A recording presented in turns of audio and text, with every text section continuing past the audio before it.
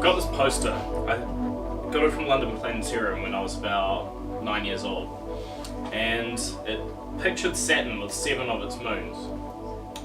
And then I started thinking, you know, that's interesting. Did a bit of research and found out there's more than 7. There's like 26 known moons at the moment, and they're always finding new ones because some of the matter from the rings collides and creates new orbital bodies. So I like to think of the mysteries of space, the stuff we don't know, the unexplored areas of the universe that we'll probably never ever get to in our lives. I like to draw a lot of inspiration from that, like the mystery rather than science behind it. Yeah.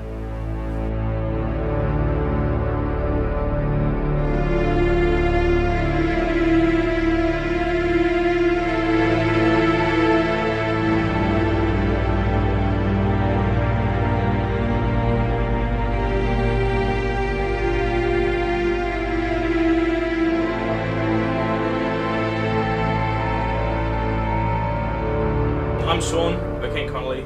Basically, I started Undiscovered Moons of Saturn in around about the year 2000, 2001. I began composing stuff with the idea of creating music that sounded like space music. I was inspired by a lot of synth music from the 70s, so there's that cinematic sound element to it. Movies like Blade Runner and stuff. I really wanted to make music like that, so that's where it began. Basically, the purpose we've got is to create an atmosphere of kind of alienating, disorienting, drone doom noise with a lot of tune and a lot of melody, as opposed to a lot of noise artists who just want to grab someone's head and shake them till they can't understand anything anymore. I played in noise circuit since around about 2007. And the difference I think Undiscovered Moons brings is we have this cinematic element with big flourishing string sounds and kind of want it to sound as orchestral as possible at the same time as being quite heavy and otherworldly sounding.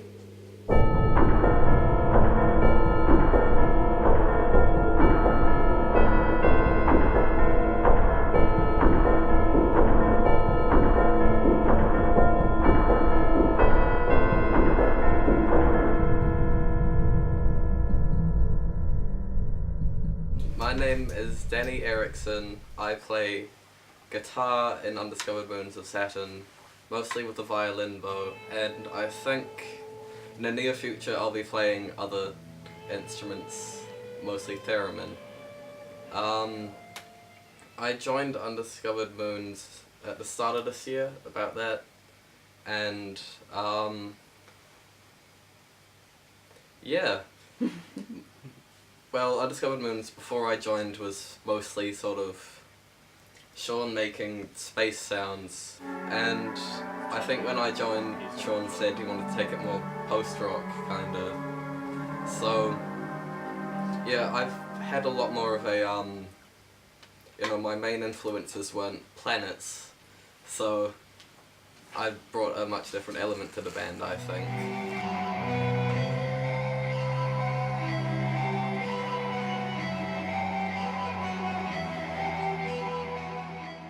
Sometimes we'll play with groups that are sonically a lot different to us, like a straightforward rock group or a heavy metal band, or you know, something that doesn't reflect anything we do. They seem weirded out that we're a two-piece, and we're okay with that.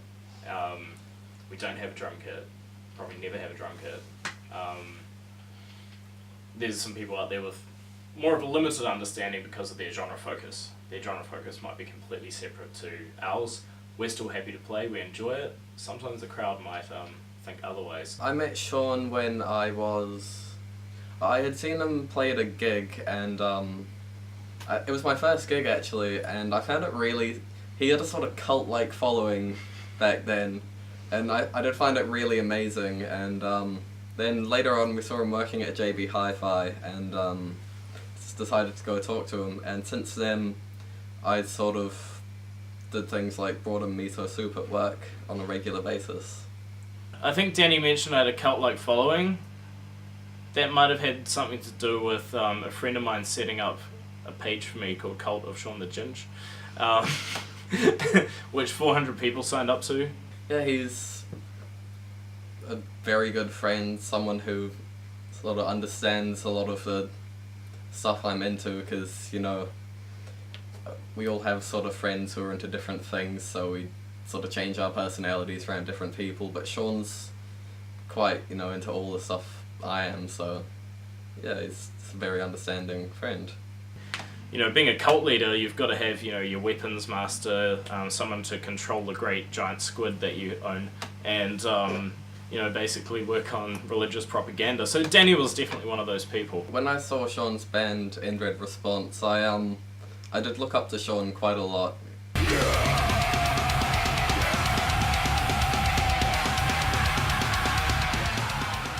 And, yeah, I found him really interesting.